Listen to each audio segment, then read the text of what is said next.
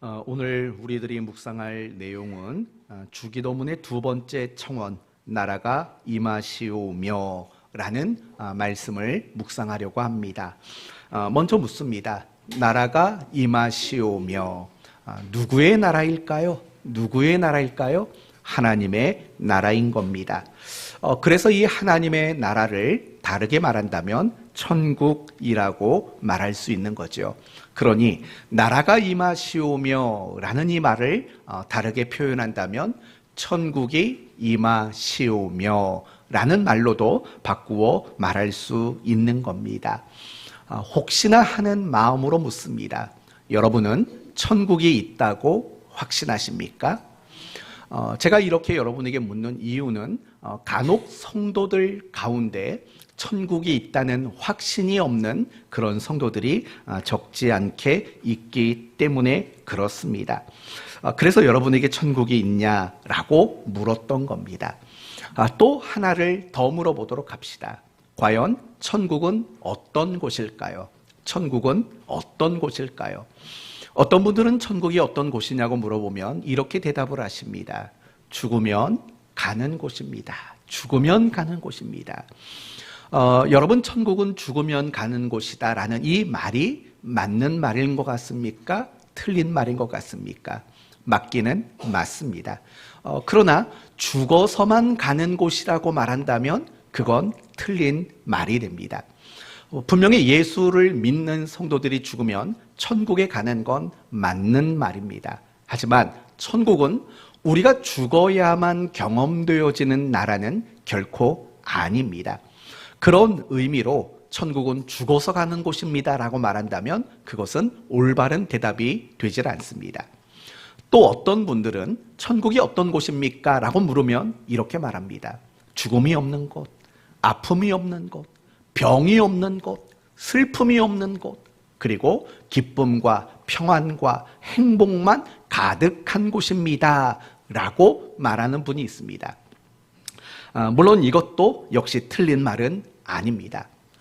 결국 천국은 죽어서 가는 곳이 아니고 어떤 최고의 환경이 주어지는 곳이 천국은 아닙니다.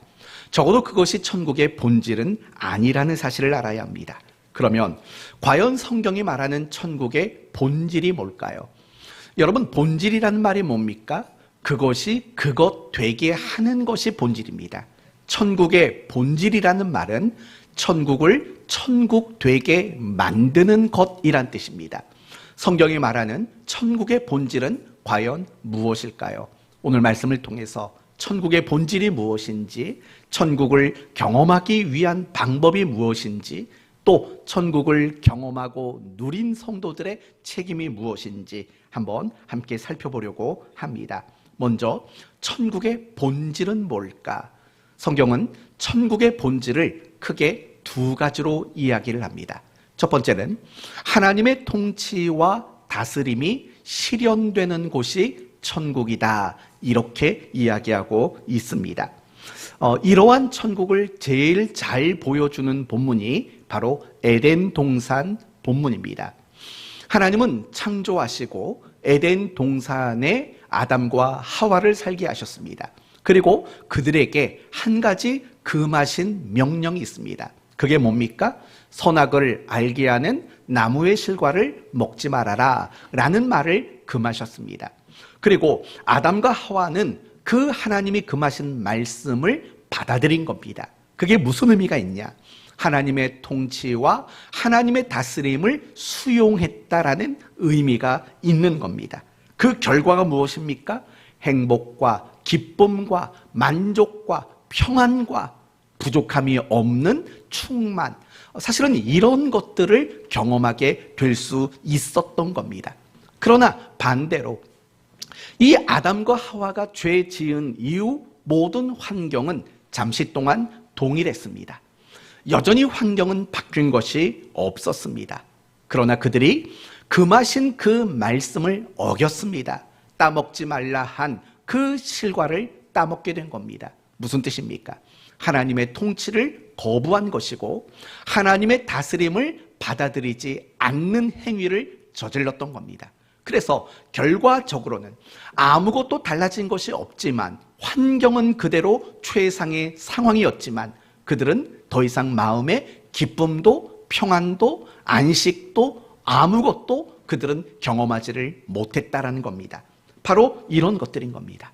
천국의 본질은 하나님의 통치가 임하고 하나님의 그 통치 앞에 다스림이 실현되는 바로 그 자리가 바로 천국이 말하는, 성경이 말하는 천국의 본질이라고 말할 수 있는 거죠.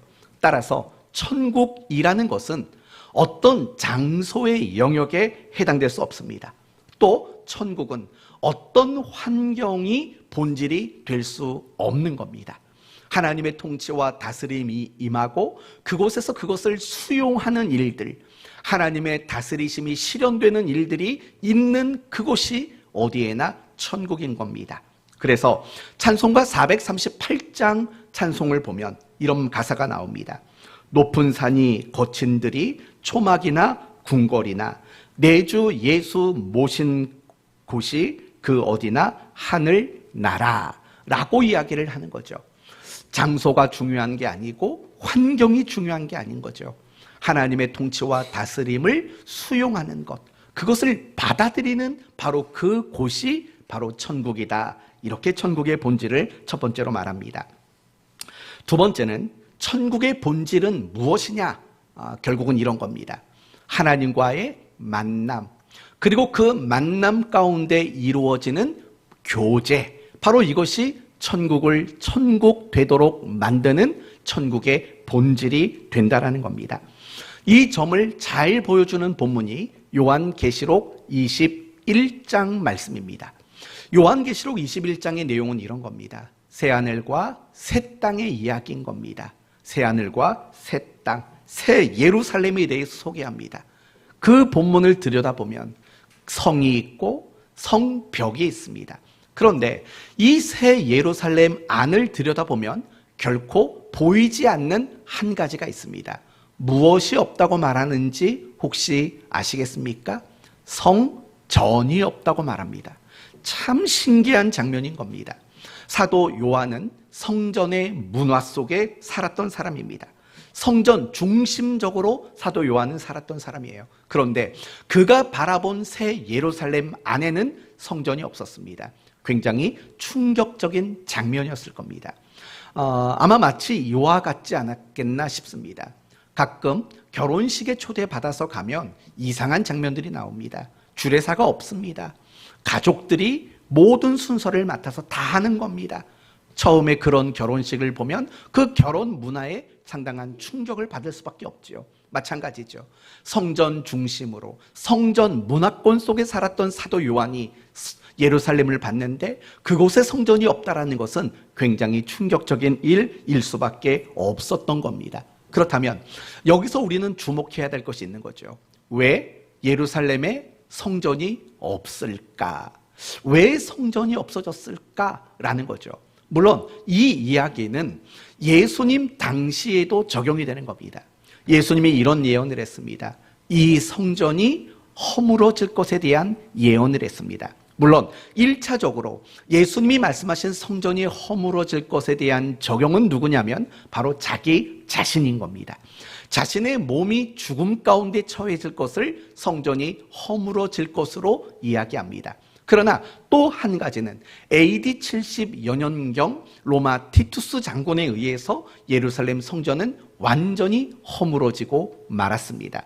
그렇다면 왜 성전은 허물어져야 하고 왜 성전은 다시 존재할 수 없는가에 대해서 우리는 생각해 봐야 합니다. 그리고 이 점을 우리가 이해하기 위해서는 성전의 역사를 알아야 합니다.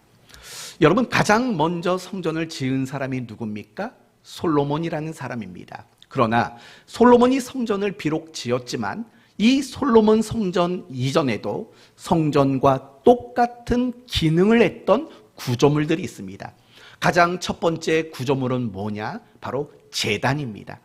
여러분, 창세기 말씀을 보시면 여러 신앙의 선배들이 제단을 쌓고 그곳에서 하나님의 이름을 불렀더라라는 그런 표현들이 종종 나오는 것을 알 겁니다. 뭡니까? 그 제단에서 하나님을 만났다라는 겁니다. 그리고 출애굽기 시대 이후로 보시면 이 제단, 돌로 쌓는 이 제단이 사라지고 무엇이 등장하냐면 성막이라는 것이 등장하게 됩니다. 이 성막은 언제든 이동 가능한 구조물이었던 거죠. 성막이 존재하는 거죠.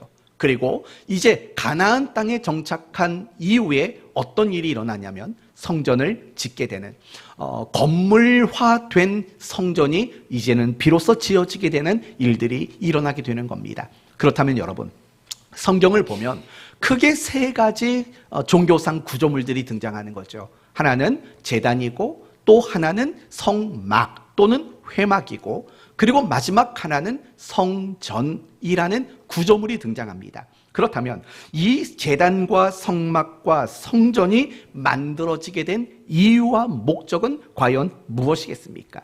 그것을 우리가 이해하려면 다시 한번 아담과 하와의 이야기로 넘어가야 합니다.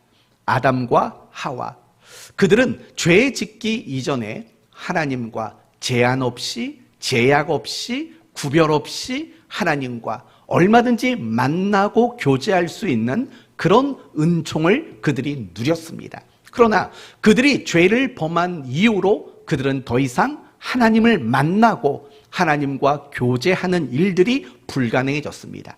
왜냐하면 하나님이 그 교제의 장소였던 에덴에서 아담과 하와를 추방시켰기 때문에 그렇습니다.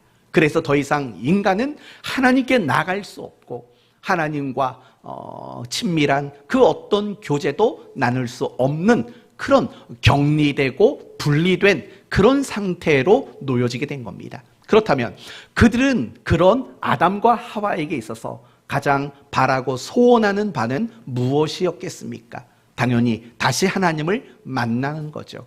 다시 하나님과 교제를 나누는 것을 그들은 소원하고 기대할 수밖에 없었던 겁니다. 그래서 등장한 것이 뭡니까? 제단이 등장하는 겁니다. 그래서 등장한 것이 성막인 겁니다. 그래서 등장한 것이 바로 성전인 겁니다. 그리고 이러한 제단과 성막과 성전을 통해서 완전하지는 않습니다. 제한적이고 희미하지만 하나님을 만나고 그 속에서 하나님과 교제를 나눌 수 있는 기회를 얻게 된 겁니다. 그리고 그 교제의 기회를 통해서 인간은 역시 희미하지만 예전에 아담과 하와가 누렸던 하나님과의 교제를 통한 기쁨과 평안과 행복과 위로를 그렇게 경험하게 되는 것들을 희미하게 인간은 비로소 겪을 수 있게 된 겁니다. 그러다가 예수님께서 이 땅에 오시고 십자가에 못 박혀 죽으신 겁니다. 그때 일어난 가장 특별한 사건이 무엇입니까? 성전의 휘장이 위에서 아래로 갈라지는 사건이 일어난 겁니다. 그 뜻하는 바가 뭡니까? 이제는 마음껏 하라는 겁니다. 뭘 마음껏 하라는 겁니까? 하나님께 나오는 것, 하나님을 만나는 것, 그리고 그 하나님과 함께 교제를 누리는 것, 얼마든지 마음껏 이루어질 수 있는 상태가 되었다라는 겁니다. 이제 그래서 더 이상 성전은 필요 없는 겁니다. 이 성전은 결국 하나님을 만나고 하나님과 교제하기 위해서 쓰여졌던 임시 방편이었던 겁니다. 그러나 예수 그리스도께서 그 속죄 사역을 완성하심으로 말미암아 인간은 더 이상 그 성전이 요구될 이유가 없었다라는 겁니다. 중요한 것은 천국을 천국 되도록 만드는 본질이 무엇이냐? 그것은 바로 하나님과의 만남이며 그 하나님과의 제한 없는 교제 나눔, 그것이 천국의 본질인 겁니다. 그래서 우리가 천국에 가면 할 일이 뭐가 있겠습니까? 돈을 버는 일을 하겠습니까? 아니면 뭘 하겠습니까? 우리가 천국 가서 하는 가장 충만한 일은 영원토록 하나님을 즐거워하며 그 하나님과 함께 교제하는 이 일들이 천국에 가서 우리들이 해야 할 가장 아름답고 행복한 삶의 내용이 될 수밖에 없는 겁니다. 이제 천국의 본질이 무엇인지 아시겠습니까? 두 가지였습니다. 하나님의 통치와 다스림이 실현되는 곳, 그게 천국이고, 또 하나는 하나님과의 만남을 통해 이루어지는 교제, 이것이 가능한 곳, 그것이 바로 천국이다. 이렇게 성경은 우리에게 그 본질을 이야기하고 있는 겁니다. 사랑하는 성도 여러분, 그런 천국의 두 가지 본질, 하나님의 통치와 다스림에 실현되고 또 하나님과의 교제가 이루어지는 그 결과, 그것이 죄가 없고 눈물이 없고 아픔이 없고 기쁨과 행복과 평안과 감사와 이러한 것들만 임하는, 비로소 그러한 결과들이 만들어지게 되는 겁니다.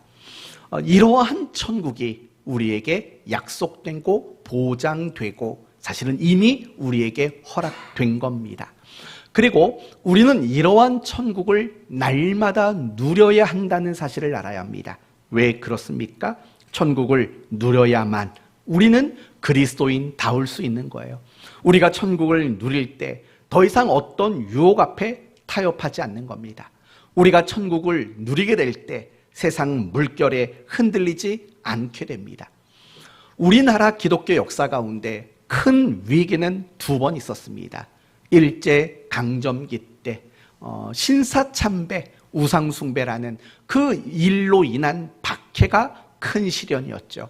또 6.25 전쟁이 한국 기독교 역사에서 굉장히 힘겨운 시간으로 우리에게 주어진 거죠. 그런데 놀라운 것은 일제 강점기나 또는 6.25 때나 그 힘들고 어려운 박해와 시련을 잘 이겨냈다라는 거죠. 그렇게 이겨낼 수 있었던 이유가 무엇이냐면 천국을 소망했고 그 천국을 날마다 경험하고 누리는 일들이 당시 교회와 성도들에게 있었기 때문인 거죠. 그러나 6.25 전쟁이 끝난 이후로부터 한국 교회는 어떤 박해도 어떤 시련도 더 이상 주어지질 않았습니다. 마음만 먹으면 얼마든지 신앙생활을 잘할 수 있는 그런 시대 속에 한국 교회는 살게 되었습니다. 그러나 뜻밖에도 한국 교회는 박해와 시련은 없지만 도리어 신앙이 연약해지고 갈수록 세속화되어지는 그런 참담한 일들이 일어나게 된 겁니다. 이유가 뭐라고 생각하십니까? 그것은 천국을 누리는 성도들이 사라지고 있기 때문인 거죠. 성도들의 삶 속에서 더 이상 천국을 누리지 못하는 그런 일들이 많아지게 되는 거죠. 그 결과 한국 교회와 그리스도인들은 힘을 잃어가게 되는 거죠. 그래서 더 이상 교회가 교회답지 못하고 그리스도인이 그리스도인다워지지 못하게 되는 그런 안타까운 일들이 일어나게 되는 겁니다. 천국을 경험하는 것, 매일의 삶 속에서 천국을 누리는 것, 그건 너무나도 중요한 일일 수밖에 없는 겁니다. 그러면 이제 조금 더 중요한 이야기를 한번 해봅시다. 여러분은 어떻습니까? 여러분은 어떻습니까? 저를 한번 보시고 고개를 들고 여러분은 어떻습니까? 여러분은 천국을 경험하고 계십니까? 여러분은 매일매일 천국을 누리고 계십니까? 그래서 매일 행복하십니까? 매일 기쁘십니까? 매일 마음이 평안하십니까? 매일 감사만 넘쳐나십니까? 매일매일마다 여러분에게는 소망이 넘쳐나고 계십니까? 한번 여러분 스스로에게 질문을 해 보셔야 합니다. 왜 이런 질문을 우리 모두가 받아야 하냐면 이런 거죠. 이미 우리 모두는 예수 그리스도의 속죄 사역을 통해서 이미 천국을 받았기 때문에 그렇습니다. 이미 우리 안에는 천국이 보장되어 있기 때문입니다. 얼마든지 우리 모두는 천국을 경험하고 천국을 누릴 수 있는 모든 보장이 우리 모두에게 주어졌기 때문입니다. 예수를 믿는 사람들 중에서 천국을 못 누릴 사람은 없습니다. 예수를 믿는 모든 사람들은 다 누구나 막론하고 모두가 다 천국을 누릴 수 있게 된 겁니다. 그러나 여러분에게 천국을 누리냐고 물어본 이유는 간단합니다. 그러지 못할 때가 많기 때문입니다. 그리고 오늘 본문 2절 말씀도 보시면 나라가 임하시오며 라고 기도하라고 말합니다. 여기서 말하는 나라는 무엇이라고 그랬습니까? 천국이라고 말씀을 드렸습니다. 천국이 내게 임하기를 기도하라는 겁니다. 사실은 앞뒤가 안 맞는 말인 겁니다. 왜냐? 이미 우리 모두는 천국을 보장받고 이미 천국을 소유한 사람인 겁니다. 그런데 그 천국을 경험하고 누리도록 기도하라고 말하는 것은 사실은 앞뒤가 맞지 않는 겁니다. 그런데 어떻게 하겠습니까? 이미 우리 모두는 천국을 보장받았음에도 불구하고 누리지 못하며 살아가는 때가 사실은 많기 때문에 그렇습니다. 그렇죠? 어떨 때는 내게 천국이 임하고 내가 그 천국을 누리고 있는 것처럼 느낄 때도 있지만 더 많은 순간은 우리가 천국을 누리지 못하고 천국을 경험하지 못하는 순간들도 역시 너무나 많이 있기 때문입니다. 그래서 예수님이 우리에게 그걸 기도하라는 거죠. 천국을 누리도록, 매일매일의 삶의 천국이 경험되어지도록 우리가 기도할 것을 그렇게 가르쳐주고 있는 겁니다. 성도 여러분, 여러분은 이 기도를 매일 하고 계십니까? 주기도문은 암송할지 모르지만 여러분이 매일매일마다 하나님, 오늘 하루도 내가 천국이 경험되어지고 내가 천국을 누릴 수 있는 그런 날이 되게 해 주십시오 라는 이런 기도를 과연 하고 있는지 생각해 보십시오. 혹시 천국이 누려지는 그 기도보다 다른 것들이 더 급하고 다른 것들이 더 여러분에게 필요로 여겨지고 있는 건 아니십니까? 그러면 안 되는 겁니다.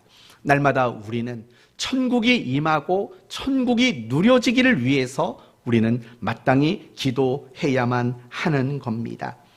그렇다면 우리가 과연 천국을 보장받았음에도 불구하고 이 천국을 누리기 위해서 기도해야 되는 이유는 뭡니까?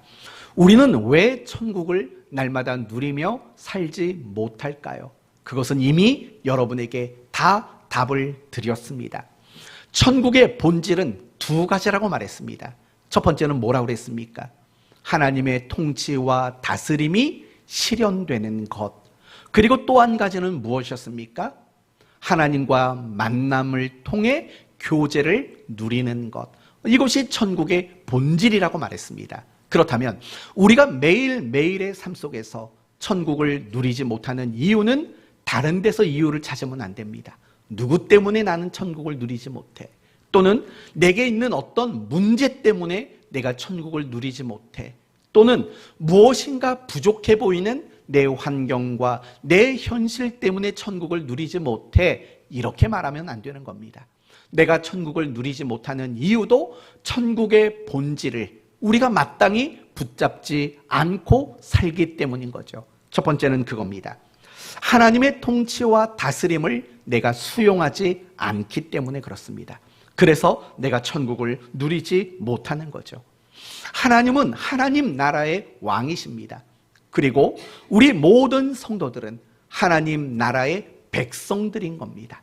따라서 우리는 날마다 하나님의 통치, 그분의 다스림 안에만 우리는 살아가야 마땅한 것입니다. 그래야 천국을 누리는 겁니다. 그러나 우리는 그것을 거부합니다. 그리고 여전히 자기 마음대로 살아가는 죄의 본성을 가지고 우리는 살고 있는 겁니다. 이렇게 물어보면 어떻게 대답하시겠습니까? 독도는 우리 땅입니까? 일본 땅입니까? 독도는 우리 땅입니다. 왜 이런 말을 해야 합니까? 왜 독도는 우리 땅이라고 말할 수 있습니까? 우리의 통치가, 우리 대한민국의 통치권이 그곳에 실현되고 있기 때문입니다. 만약에 독도에 일본의 통치권이 실현된다면 더 이상 그 땅은 우리나라 땅이 되지 못할 겁니다.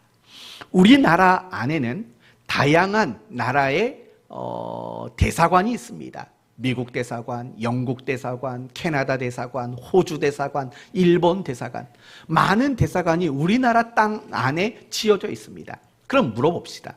그 대사관 울타리 안쪽은 우리나라일까요? 그 나라일까요? 이렇게 물어보면 뭐라고 대답하십니까?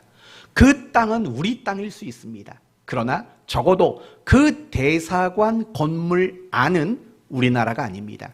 왜냐하면 우리나라의 통치권이 실현되지를 않습니다. 각 나라의 대사관은 그 나라의 통치권만 실현이 됩니다. 그래서 미국 대사관은 미국입니다. 우리나라 땅에 있어도 그 대사관은 미국이 되는 겁니다. 뿐만 아니라 일본 대사관은 일본이 되는 겁니다. 그래서 간혹 가다가 외국에 보면 북한 탈북자들이 어떤 대사관으로 들어가려고 목숨 걸고 달려가는 것들을 보지 않습니까? 왜요? 그 대사관에 들어가면 아무도 그 사람들을 끌어낼 권리가 없습니다. 왜냐하면 그곳은 그 대사관을 파견한 나라의 소유이기 때문에 그렇습니다. 마찬가지인 겁니다. 사실은 천국도 하나님의 통치와 다스림, 그게 발휘가 되고 그게 실현이 돼야지만 진정한 천국이 누려지고 경험되어질 수 있기 때문이라는 거예요. 우리가 하나님의 통치권 안에 살지 않는다면, 우리가 하나님의 다스림 속에 살지 않는다면 사실 우리는 죽어서는 천국 갈 수는 있어요. 하지만 지금 내가 이 땅에서 그리스도인으로 살아가는 동안에는 절대로 천국의 그 본질이 가져다 주는 결과들을 누릴 수가 없는 거죠. 기쁨이며 평안이며 행복이며 만족이며 감사며 이런 것들, 이러한 천국들을 우리는 결코 누릴 수가 없을 수밖에 없는 거예요. 여러분에게 아까 말씀드린 대로 에덴 동산의 아담과 하와를 생각해 보십시오. 그들이 하나님의 통치와 다스림을 수용했을 때 그곳은 천국이었습니다. 그러나 그들이 하나님이 금하신 것을 따먹는 그 순간, 즉 하나님의 통치권을 거절하고 하나님의 다스림을 반대했을 때 그들은 더 이상 그 천국을 경험하지 못하게 된 겁니다. 그들에게 비로소 두려움이 찾아왔고 그들은 땀을 흘려야만 했고 그들은 수고하고 고통을 느낄 수밖에 없는, 그리고 죽음을 경험할 수밖에 없는 사람으로 전락하고 말았던 것입니다. 사랑하는 성도 여러분, 구약 이스라엘 백성도 한번 생각해 보십시오. 그들은 약속의 땅, 하나님이 약속하신 젖과 꿀이 흐르는 가나안 땅에 정착하게 되었습니다. 그렇다면 그들은 과연 그곳에서 천국을 누렸을까를 생각해 보십시오. 그들은 전혀 천국을 누리지 못했습니다. 끊임없이 주변 나라들의 침략을 그들은 받아야만 했습니다. 약탈을 당해야 했습니다. 그리고 그들은 불행했고 그들은 날마다 불안함 가운데 떨며 살 수밖에 없었습니다. 이유가 뭘까요? 약속의 땅이지 않습니까? 하나님이 보장한 나라 아닙니까? 근데 그들은 그곳에서 천국이 아닌 지옥을 경험할 수밖에 없었습니다. 과연 그 이유는 뭘까요? 하나님의 통치를 거절했기 때문입니다. 하나님의 다스림을 반대했기 때문입니다. 그래서 사사기에서 늘 강조하는 것들이 뭡니까? 자기 소견에 옳은 대로 행하였더라 라는 말을 얼마나 많이 반복합니까? 자기 생각대로, 자기 기준대로, 또 자기가 원하는 대로 하나님의 통치를 반대하고 하나님의 다스리심을 거절하며 그들은 스스로가 왕이 되어서 그들은 그렇게 생활한 거죠. 여러분, 이런 생각해 보십시오. 이스라엘 백성들이 왜 왕을 구했는 줄 아십니까? 하나님의 통치가 싫은 겁니다. 그리고 자기들의 통치권만 발휘되기를 바란 겁니다. 단지 주변 나라의 왕정 정치를 닮아가기를 바라는 그 마음만이 아니라 자기를 대표한 자기와 똑같은 인간이 왕이 된다면 그것이 더 만족스러울 거라고 그들은 생각했던 겁니다. 그래서 왕을 구하는, 하나님을 향해서 전면적으로 하나님의 통치와 다스림을 반대하고 거절하는 선언을 하고 말았던 겁니다. 그것이 그들로 하여금 천국과 비교될 수 있는 젖과 꿀이 흐르는 그 땅에서 천국을 경험하지 못하게 되었던 이유라고 말할 수 있는 겁니다. 우리도 마찬가지인 겁니다. 이미 천국이 보장되었습니다. 그리고 이미 우리는 얼마든지 천국을 누릴 수 있는 사람이 되었습니다. 그러나 그런 우리가 천국을 누리지 못하는 이유는 다른 데 있는 게 아닙니다. 여러분의 삶 속에서 하나님의 통치를 반대하는 것 때문에 그렇습니다. 하나님의 다스림을 여러분은 거절하며 살기 때문에 그렇습니다. 난 그런 적 없다고 발뺌하실 분 계십니까? 왜 없습니까? 하나님이 여러분에게 말씀하신 그 수없는 말씀들 다 외면하며 살고 있지 않습니까? 하나님이 이리 살아라 저리 살아라 말씀을 하셔도 여러분은 날마다 자기 소견에 옳은 대로만 살지 않습니까? 내 생각에, 내 입장에, 내 기준에 항상 여러분은 자기 소견에 옳은 대로만 살아가는 겁니다. 그 행위가 뭡니까? 그게 하나님의 통치권을 반대하고 하나님의 다스림을 거절하는 행위인 겁니다. 그러니 아무리 죽어서 천국 갈 수 있는 보장과 약속이 있다 할지라도 적어도 이 땅에서는 천국을 경험해 본 적이 없는 그런 그리스도인으로 살아갈 확률이 굉장히 많을 수밖에 없는 겁니다. 여러분이 오늘 이후로라도 정말 천국을 경험하고 천국을 맛보고 흔히들 우리 주변에 어떤 사람들을 보면 늘 기쁘게 살아가고 늘 행복하게 살아가는 그들을 보면서 여러분도 부러운 마음이 있지 않습니까? 여러분도 그들처럼 천국을 누리고 싶은 마음이 있지 않습니까? 그렇다면 방법은 없는 거예요. 여러분이 아무리 좋은 집으로 이사를 가도 천국이 누려질 수는 없어요. 여러분이 아무리 금은보화를 가지고 살아도 천국을 누릴 방법은 없어요. 오로지 천국의 본질이 하나님의 통치와 다스림을 받아들이는 것, 그게 본질이기 때문에 그래요. 여러분이 정말 천국 누리는 걸 원하지 않는다면 그저 지금처럼 자기 원하는 대로, 자기 소견에 오른 대로 그렇게 사시면 돼요. 그리고 나중에 그렇게 살다가 죽으면 천국 가시면 됩니다. 그러나 여러분이 이 땅에서도 천국 누리기를 원하신다면 하지 말아야 될 일이 있는 거예요. 그건 자기 소견에 오른 대로, 절대로 이건 안 돼요. 여러분, 자기 소견에 오른 대로라는 말을 좀 더 쉽게 말해야 될 것 같아요. 이런 거죠. 내 기분대로죠. 내 기분대로, 내 마음대로, 내가 하고 싶은 대로라고 말하는 게 맞을 거예요. 그렇게 해서는 절대로 천국을 누릴 수 없는 거예요.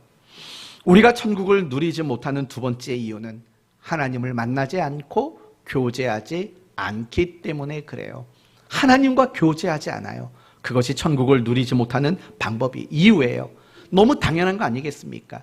천국의 본질이 하나님과의 교제인데 그 교제가 없다면 어떻게 우리가 천국을 누리며 그렇게 살 수 있겠습니까? 한번 여러분에게 물어봅니다. 여러분은 지난 한 주간 하나님과 교제를 나누셨습니까? 한번 생각해 보세요. 난 하나님과 교제를 나눴는지 한번 생각해 보십시오. 혹시 여러분의 지난 한 주간이 세상과만 교제하지는 않았습니까? 또는 돈과만 교제하지는 않았습니까? 아니면 어떤 여러분이 좋아하는 취미 생활과만 교제하지는 않았습니까? 정말 여러분이 한 주간을 살면서 나는 하나님과 얼마나 교제하며 살았는가를 한번 생각해 보셔야 돼요. 왜냐하면 여러분이 천국을 누리지 못하는 이유는 거기에 있기 때문에 그래요. 하나님과 교제하는 그런 삶을 살지 않는 거지요. 혹시 쇼핑몰과만 교제하지는 않았습니까? 맛집과만 교제하지는 않았습니까? 여러분의 이성 친구와만 교제를 나눈 것은 아닌지 생각해 보셔야 합니다. 그리고 알아야 될 것이 있습니다. 하나님은 날마다 우리와 함께 교제하기를 원하신다라는 거죠. 늘 우리와 함께 산책하기를 원하시고, 하나님은 늘 우리와 함께 어떤 문제든 대화하기를 원하시고, 하나님은 언제든 우리와 함께 문제를 풀어가기를 원하고 계시고, 하나님은 언제든 우리와 함께 웃기 원하시고 울기 원하시는 그런 하나님이라는 걸 잊지 마셔야 합니다. 예수님을 왜 보내셨을까요? 예수님을 왜 십자가에 못 박아 죽도록 만드셨을까요? 그 이유는 우리와 교제하기 위해서예요. 날마다 우리와 함께 하시기 위해서예요. 여러분, 그래서 예수님을 이 땅에 보내셨을 때 그 예수님에게 두 가지 이름을 붙여주셨다고요. 하나는 예수예요. 뜻이 뭐죠? 이는 자기 백성을 저들의 죄에서 구원할 자이심이에요. 또 하나의 이름은 무엇입니까? 임마누엘이에요. 하나님이 우리와 함께 하시느니라 라는 이름을 주셨다고요. 결국 예수님이 이 땅에 오신 목적은 우리 죄의 문제를 위함이고, 그리고 또 하나는 그 죄의 문제를 해결하심으로 말미암아 우리와 영원토록 사귀고 우리가 영원토록 교제하기를 원하시는 그런 의도와 목적을 하나님은 가지고 계신 거예요. 그것 때문에 예수님을 이 땅에 보내실 수밖에 없는 거예요. 우리와 교제하기 원하시니까, 우리와 날마다 사귀기를 원하시니까 하나님은 그래서 우리를 위해 독생자를 이 땅에 보내신 거죠. 성경이 하나님과 우리의 관계를 어떻게 묘사했는지 생각해 보세요. 아버지와 자녀로 묘사했어요. 목자와 양으로 묘사했어요. 포도나무와 가지로 묘사를 했어요.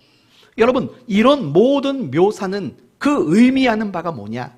하나님과의 사귐이고 하나님과의 깊은 교제일 수밖에 없어요. 심지어 아가서로 넘어가 보면 하나님과 우리의 관계를 마치 남편과 아내의 이야기로 말한다고요. 호세아 선지서에서도 다 마찬가지 얘기 아닙니까?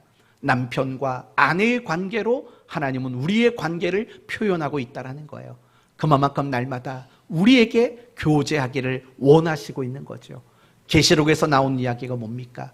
내가 문 밖에 서서 두드리노니 내 음성을 듣고 문을 연 자는 나는 그로 더불어 먹고 그는 나로 더불어 먹으리라. 함께 교제할 것에 대한 이야기를 말하고 있는 거 아닙니까? 우리가 천국을 날마다 경험하지 못하는 이유, 천국이라고 말하니 너무 막연하다면 기쁨과 행복과 평안과 이런 것들을 경험하지 못하는 이유, 그것은 바로 하나님과의 교제를 누리는 삶을 살아가지 않고 있기 때문인 거예요. 하나님과 교제하는 방법은 제한이 없어요. 너무 많거든요.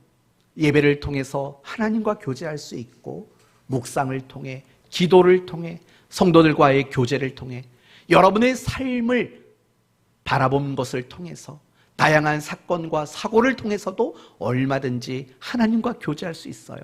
단 하나님과 교제하는 데 있어서 제일 중요한 거 하나가 있어요. 그건 여러분의 마음이에요. 내가 하나님과 교제하기를 원하는 그 마음, 그것만 있으면 여러분이 어디에 어떤 모양으로 살아가도 하나님과 얼마든지 교제할 수 있어요. 감옥에 갇혔다 할지라도 그 속에서 하나님과 교제할 수 있고, 여러분이 병상에 누워있을지라도 그 가운데 하나님과 교제할 수 있는 거예요. 가장 중요한 건 내가 하나님을 만나고 내가 그 하나님과 교제하기를 원하는 바로 그 마음이 가장 중요하다는 사실을 잊지 말아야 하는 거예요. 이상 우리는 내가 왜 천국을 누리지 못하는가를 살펴봤어요. 그것은 천국의 본질인 두 가지를 놓치기 때문이죠. 하나님의 통치와 다스림을 수용하지 않고 하나님과 친밀한 교제가 없기 때문에 천국을 누리지 못한다고 말했어요. 그러면 여러분은 되짚어 보셔야죠. 나는 하나님의 통치와 다스림을 받는가? 나는 하나님과 교제하는 삶을 살고 있는가? 되짚어 보셔야죠. 그리고 여러분에게 가장 정확하게 여러분의 상태를 확인할 수 있는 방법을 알려드리도록 할게요. 여러분, 내가 신앙생활을 잘하고 있나 못하고 있나, 여러분 뭘 보면 알 수 있을 것 같습니까? 우리는 흔히들 어떤 열심이라고 생각해요. 열정이라고 생각해요. 하지만 그렇지 않아요. 열심이 있고 열정이 있다고 내가 신앙생활을 올바르게 잘한다는 착각을 버리셔야 돼요. 이 말이 제일 기분 나쁜 분들은 열심이 있는 사람이고 열정이 있는 분들일 거예요. 그리고 반대로 이 말을 기뻐할 사람들은, 열정이 없고 또 열심을 안 내는 사람들은 기뻐할지 몰라요. 그러나 어쩔 수 없어요. 왜냐? 그게 사실이거든요. 열심과 열정이 우리의 신앙을 대변해 주지 못한다는 사실을 잊지 마셔야 돼요. 왠 줄 아십니까? 우리는 하나님이 목적이 아니어도 열심을 낼 수 있거든요. 우리는 하나님이 이유가 아니어도 열정을 가질 수 있거든요. 무엇이 가능하냐? 자기 만족이면 가능합니다. 자기 만족이 이유이고 목적이면 남다른 열심과 남다른 열정을 얼마든지 발휘할 수 있게 되는 거예요. 바리새인과 서기관들 보세요. 우리는 하루도 못 굶어요. 근데 그 사람들은 이틀, 3일씩 매일 굶어가요. 매주마다 그래요. 우리는 금식 하루 이틀 정도 하려면 한 몇 주일은 고민하지 않습니까? 하나님 뜻이 뭡니까를 뭐 굳이 물어볼 필요도 없는데 우리는 하나님 제가 하루 금식하는 게 뜻이 맞습니까? 아닙니까? 우리는 이런다고요. 근데 그 사람들은 매주마다 적어도 이틀씩은 금식을 했다고요. 이거 열심 아니면 설명할 수 없죠. 열정 아니면 할 수 없죠. 하루에 기도를 5번씩 한다고요. 여러분, 하루에 기도 5번씩 하는 분 계세요? 그런 분 별로 없어요. 근데 그들은 하루에 5번씩 기도해요. 여러분은 어때요? 11조. 11조에 11조까지 하시나요? 예를 들면 100만 원 벌었어요. 10만 원 11조 하고 얼마 남았죠? 90만 원 남았어요. 그 90만 원에서 11조를 또 했다고요. 그들은. 여러분 그렇게 할 수 있겠어요? 우리는 온전한 11조도 못하는 성도들이 많다고요. 근데 그들은 11조에 11조까지 하나님께 바친다고요. 대단한 열심이죠. 대단한 열정이죠. 근데 여러분, 그들이 예수님에게 칭찬을 받았습니까? 전혀 칭찬받지 못했습니다. 그런데 어떻게 열심과 열정을 발휘할 수 있었을까요? 이유는 하나예요. 마태복음 6장대로 말한다면 자기 의예요. 그리고 다른 식으로 표현한다면 자기 만족인 거예요. 여러분, 자기 만족만 가져도, 그런 목적만 가져도 신앙생활에는 열심과 열정을 얼마든지 발휘할 수 있어요. 그러니 열심과 열정을 가지고 내 신앙을 점검하겠다? 그건 대단히 위험한 일이에요. 내 자신을 스스로 바리새인과 서기관으로 만드는 지름길이라는 걸 잊지 말아야 돼요. 열심과 열정은 절대로 내 신앙을 점검할 수 있는 기준이 되지를 못해요. 천국도 마찬가지인 거죠. 무조건 열심과 열정을 가지면 천국을 누릴까요? 그렇지 않아요. 정말 중요한 거 지금부터 들으셔야 돼요. 여러분이 하나님의 통치와 다스림을 수용하는 사람인지, 여러분이 하나님과 만나고 교제하는 것들을 잘하고 있는지 점검하는 방법은 이겁니다. 여러분의 생각이 바뀌고 있는지, 여러분의 사고방식이 바뀌고 있는지, 여러분의 삶의 태도와 내용과 모습이 변화되고 있는지, 여러분 이거 하나만 점검하시면 돼요. 여러분 당연한 거 아니겠습니까? 하나님의 통치를 받아들입니다. 하나님과 늘 만나고 교제합니다. 그런데 생각이 안 바뀔까요? 그렇지 않아요. 여러분, 인간이 인간을 만나도 영향을 끼친다고요. 그렇지 않습니까? 우리가 훌륭한 사람을 만나려고 하는 이유가 뭡니까? 영향을 받아요. 영향을 받는다고요. 여러분이 도둑놈을 자꾸 만나면 여러분의 생각은 어떻게 바뀌냐면요, 도둑놈 같은 생각으로 바뀌어요. 이건 정말 당연할 수밖에 없어요. 그러나 여러분이 정말 하나님을 사랑하는 사람을 만나면요, 여러분이 하나님을 사랑하는 생각이 들게 돼 있다고요. 여러분, 그러니까 옛날 사자성어 중에 그런 말이 있지 않습니까? 근묵자는 흙이라 라는 말이 있지 않습니까? 제가 웬만하면 이 말은 안 쓰려고 그래요. 옆에가 서예학원, 이 먹을 쓰는 사람들이기 때문에 이 표현은 안 하려고 하는데, 먹을 가까이 하면 그 사람은 까매지게 돼 있어요. 까매지게 돼 있다고요. 왜요? 까매진다는 말이 왜 그렇게 그런가요? 그런 거예요. 여러분이 하나님의 다스림을 수용한다고요. 여러분이 하나님과 교제한다고요. 그런데 생각이 안 바뀔까요? 아니, 사람과 사람 똑같은 존재끼리 만나도 바뀌는데, 우리와 비교할 수 없는, 우리가 피조물이라면 우리를 지은 창조주를 만나는데 생각이 안 바뀐다고요? 사고방식이 안 바뀐다고요? 삶의 내용과 방법과 태도가 안 바뀐다고요? 이건 불가능한 일일 수밖에 없어요. 그렇지 않습니까? 마치 이런 것과 똑같죠. 뻘겋게 달가오른 프라이팬 안에 삼겹살을 올려놓는데 안 익는다고 말하는 것과 똑같은 거 아니겠냐고요. 마찬가지인 거예요. 그래서 제가 여러분에게 그걸 제시하는 거예요. 나는 하나님의 통치를 받아들이느냐? 여러분의 생각이 늘 끊임없이 바뀌어야 돼요. 내 생각하는 바가 안 바뀌어요. 내 사고방식이 안 바뀌어요. 내 삶의 태도가 안 바뀌어요. 미안하지만 여러분은 말씀 열심히 보고 있는지 모르고, 여러분이 기도도 열심히 하고 있는지 모르지만, 예배는 잘 드리고 있는지 모르지만 하나님의 통치를 받아들이진 않는 거예요. 여러분이 신앙생활, 종교생활은 열정적으로 할지 몰라도 하나님과 교제하지는 않는 거예요. 이게 가장 전 명확한 신앙의 점검 기준이라고 생각해요. 제가 가장 안타까운 게 뭔지 아십니까? 저를 비롯해서 우리 모든 성도들이 왜 생각이 바뀌지 않을까? 가장 안타까운 거예요. 왜 10년 전 생각하는 방식이나 지금 생각하는 방식이 왜 똑같지? 왜 10년 전의 사고방식이나 지금 사고방식이 왜 똑같지? 아니, 왜 10년 전에 살아가던 삶의 내용이나 지금의 삶의 내용이 왜 똑같지? 이게 늘 고민일 수밖에 없어요.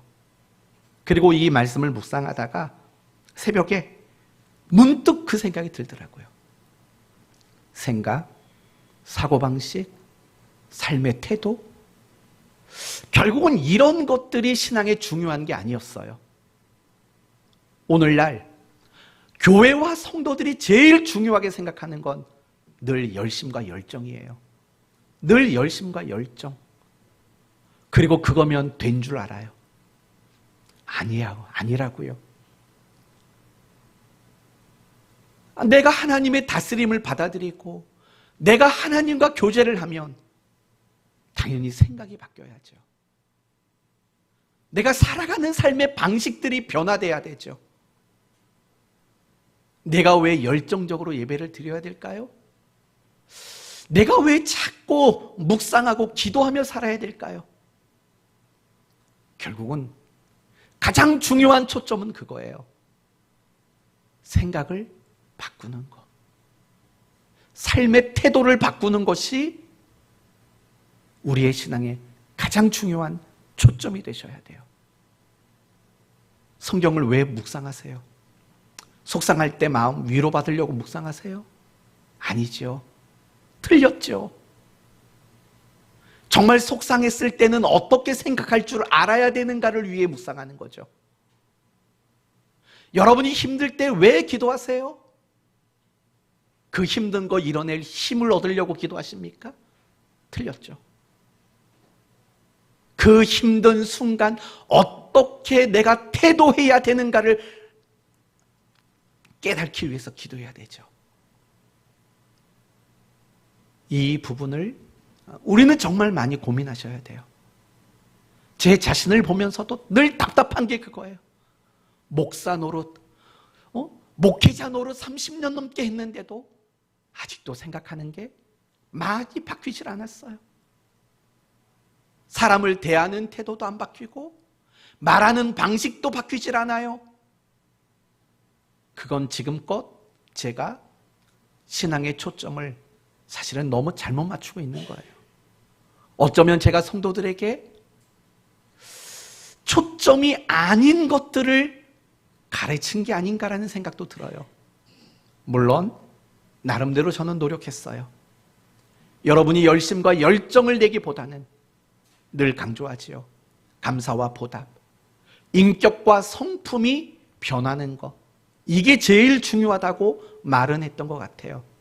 근데 그 가르침이 혹시 말뿐인 가르침은 아니었는가를 생각해 보게 됩니다.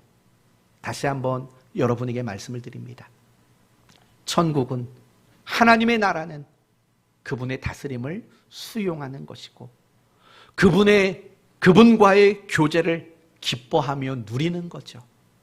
그리고 그런 통치와 교제 가운데 우리가 바뀌어지고 얻어지는 것은 생각이 변하는 거고 삶의 태도와 내용과 방법이 달라지는 거죠.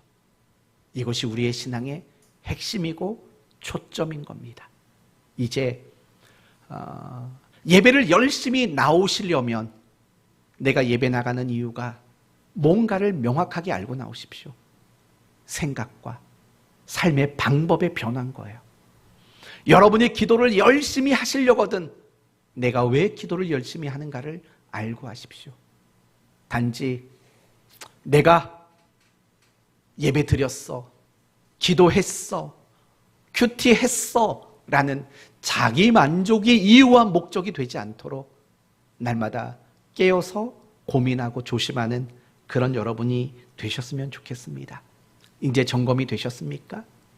여러분이 하나님의 다스림을 내가 받아들이고 살고 있는지, 여러분이 하나님과 교제하며 살고 있는지 확실한 점검이 되셨습니까?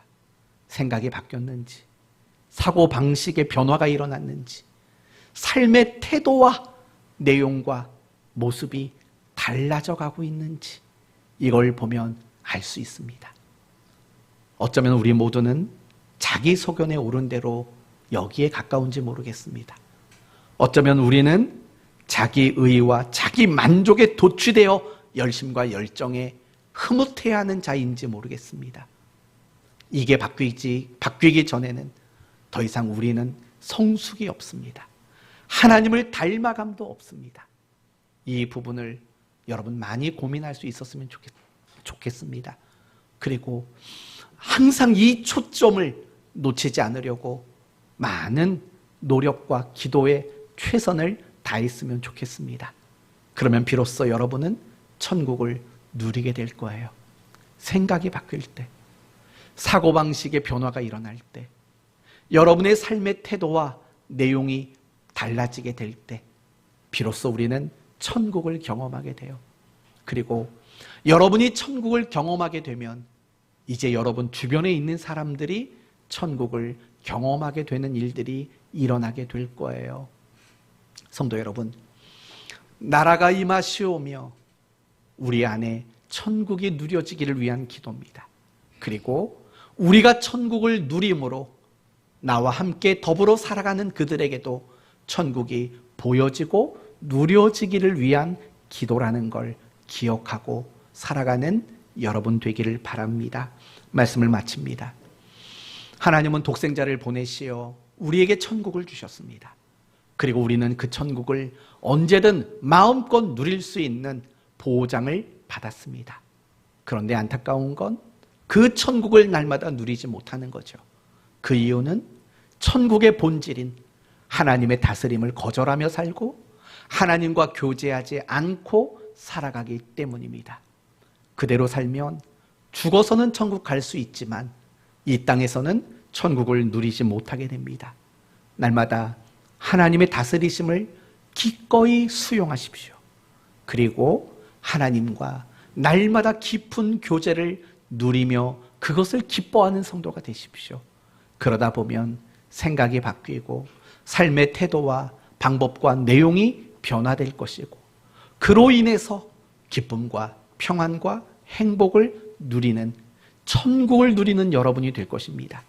그리고 그런 여러분과 사는 남편과 아내와 가족들, 이웃들이, 직장 동료들이 천국을 더불어 누리게 되는 일들이 일어나게 될 것입니다. 이 한 주간 나라가 임하시오며 라고 기도하고 그 뜻대로 살아가기 위해 노력하는 복된 성도 되시기를 예수님의 이름으로 축원드립니다. 아멘. 기도합시다. 하나님 감사합니다.